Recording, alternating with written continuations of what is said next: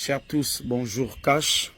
Nous sommes aujourd'hui le jeudi 16 mai 2024. Je suis au quartier Ondogo, la zone dit Carrefour Désert, non loin de la boulangerie. Derrière la boulangerie, ceux qui habitent les environs connaissent ce site.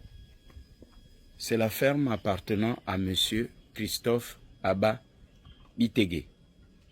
Cette ferme est fermée et pour cause, un litige qui oppose juridique désormais l'entreprise Faubert Gabon, encore et encore elle, qui s'illustre négativement, qui a vendu les aliments avariés à cette ferme, donc au propriétaire de la ferme. Il se faisait livrer par Faubert, il élevait les porcs, qu'on appelle communément les cochons, et après consommation, tous les cochons sont morts. Problème. Avec preuve à l'appui, et c'est ce dossier qui est épais et lourd, tout est détaillé. Ok? Nous avons pris connaissance de ce document, tout est détaillé. Faubert est accablé.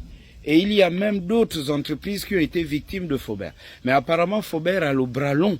Et celui qui vous parle est très bien placé pour avoir dénoncé un certain nombre de faits. Alors, la question lourde de sens, c'est que Faubert le faisait pendant le pouvoir déchu. Maintenant qu'il y a la transition, on parle de la restauration de la dignité des Gabonais. Et Faubert continue à le faire. On est mais vraiment là à se poser la question de savoir, Faubert le fait avec des soutiens au sein du CTRI, du gouvernement, à la présidence de la République. La question est lourde de sens. Je suis en présence de monsieur Abba Bitegué, responsable de la ferme Abba. Vous êtes Gabonais. Je suis Gabonais. Et vous êtes ici depuis 1992. 92, oui. Et avant vous, il n'y avait pas de maison aux alentours. Il n'y avait personne. On peut reculer? Vous pouvez reculer avec moi, venez. Il n'y avait pas du monde ici, pas du tout. Et là, les gens habitent aux alentours et vos voisins se plaignent qu'il y a des odeurs de cochon, etc., etc. Vous avez prévu de déménager ici, mais pourquoi vous n'avez plus déménagé? J'en avais déjà démarré. Vous savez, le gros problème que nous avons au Gabon, c'est un problème de financement. Aucun élevage au Gabon n'est financé par l'État ni aucune banque. Je m'apprêtais à me déplacer. J'ai trouvé un site à Méan où je commençais à faire mes locaux pour en transporter les porcs, pour les amener là-bas. Mais c'est juste à la veille de mon départ que M. Faubert nous livre un aliment avarié et contaminé qui est venu juste détruire tout le cheptel. C'était la plus grande ferme locale. À partir de cela, j'ai couru auprès de l'administration locale, c'est-à-dire la direction d'élevage, qui sont venus faire tout ce que les processus, comment ça se passe. Et après, il était convenu que le ministre demandait qu'il y ait un arrangement. Le ministre de l'Agriculture et de l'élevage de l'époque demandait qu'il faut un arrangement amiable entre Faubert et moi. Faubert, se croyant tout puissant, comme c'était les Bongos, il se fichait pas mal. Quand maintenant l'État lui demande... Qu'est-ce que ça a à voir avec les Bongos sont parce que à Faubert? Je ne comprends rien.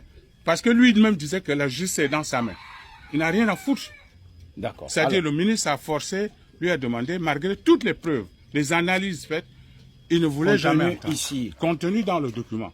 Alors, aujourd'hui, vous êtes à quel niveau au tribunal? Aujourd'hui, nous sommes au niveau du tribunal et on ne fait que des reports. C'est ce que j'attends, que les nouvelles autorités comprennent que un Gabonais se trouve dans une situation chelue et que quelqu'un qui vient de l'extérieur, on dit que le Gabon ne veut rien faire, qu'est-ce que nous devons encore faire? J'ai consulté mes autorités compétentes de l'époque, mais aujourd'hui, je demande aux nouvelles autorités de venir à mon secours pour lancer la ferme. Alors, vous avez un site, les voisins se plaignent des odeurs, il faut désinfecter, réhabiliter ce site. Le site, il est où? Le nouveau site? Le nouveau site se trouve à Méan. J'ai pris 10 hectares à Méan. Et je peux dire à 58 km de Libreville. Et vous n'avez plus un sou? Je n'ai plus un sou. Et pour même monter cette ferme... On a tué votre business, votre activité. On a tué tout parce que pour renforcer la ferme, il fallait que je sacrifie mes 5 ans de vie professionnelle pour faire un départ. J'étais à Setrag. Il fallait faire un départ négocié pour renforcer parce qu'aucune banque locale ne prête l'argent à un éleveur gabonais ou un agriculteur. Très bien. Alors, on va vraiment, et le but de cette vidéo, plaider en faveur de monsieur Abba Bitegué pour que, en fait, sa vie ne déraille pas. Au moment où le Gabon parle de l'agriculture, retour à la terre, l'autosuffisance alimentaire, ben, monsieur Abba Bitegué le fait depuis 30 ans. Et maintenant que monsieur Abba Bitegué n'a plus un sou, il y a le litige avec Faubert Gabon. Avez-vous foi au gouvernement de la transition ou vous pensez qu'ils vont faire la même chose que ce qui Parce que était là? moi, je me suis dit, on m'avait demandé au départ de porter plainte à l'international. Je suis Gabonais. Je fais confiance à ma justice. Je fais confiance à mon pays.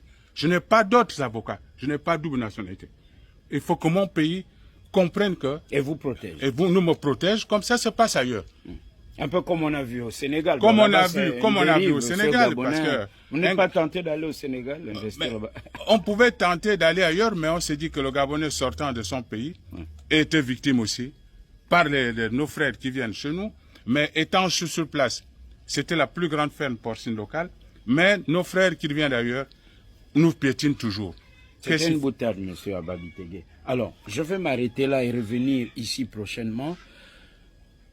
Aux résolutions du dialogue national inclusif, voici un cas pratique. Monsieur Abba Bitegué, qui a une passion pour l'élevage. Il a trouvé un site, il a le litige au tribunal et Dieu seul sait que le dilatoire a établi ses pénates dans le palais de justice au Gabon. Vivement que la solution soit trouvée. Et aujourd'hui, je vous laisse conclure. Et vous demandez, à aujourd'hui, avez-vous foi? Vous n'avez pas répondu à ma question. J'ai une confiance aux nouvelles autorités parce que nous ne pouvons pas les juger.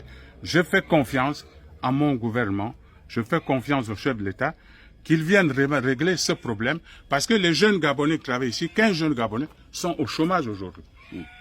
Et je n'ai plus de sous pour me relancer. Je leur demande qu'ils viennent à mon secours pour qu'on puisse continuer. L'élevage agricole, c'est notre passion d'enfance. Et qu'est-ce que je dois faire? Étant passionné, j'ai un site, je n'ai pas de possibilités financières. Quand la ferme elle fonctionnait, on s'autofinançait. On n'a jamais eu l'aval qu'un sou de l'extérieur. Courage, monsieur. Courage, monsieur. Abba Bitegué. Patriote cash pour le Gabon. Vidéo pour plaider en faveur de cette ferme qui est fermée, la ferme de monsieur Abba Bitegué. Bonne journée chez vous, cash.